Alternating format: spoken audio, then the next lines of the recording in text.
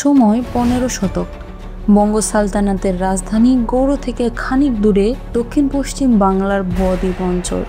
জঙ্গল, খাল, বিল, আংশিক লবণাক্ত মাটি আর দোয়াল ভাটার এই কঠিন ভূখণ্ডে এসে পৌঁছান তুর্কি বংশোদ্ভূত সুফি সেনাপতি উলুঘ খান জাহান, যিনি ইতিহাসে অমর নাম খান জাহান আলী নামে।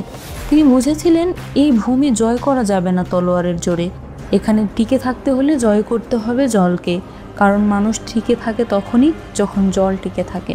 তাই তার শহর পরিকল্পনার কেন্দ্রবিন্দুতে ছিল দিঘি, বৃহৎ মিঠে জলের ভাণ্ডার।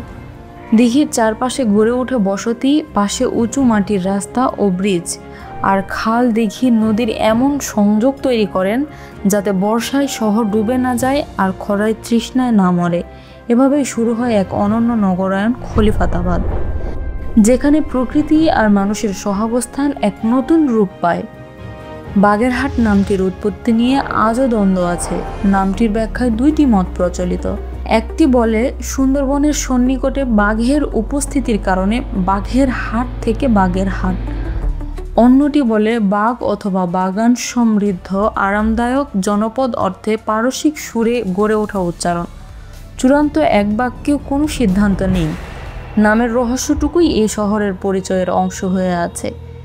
শহরের বয়স স্থাপত্য ও শিলালিপির ভিত্তিতে 15 শতকের মধ্যভাগ।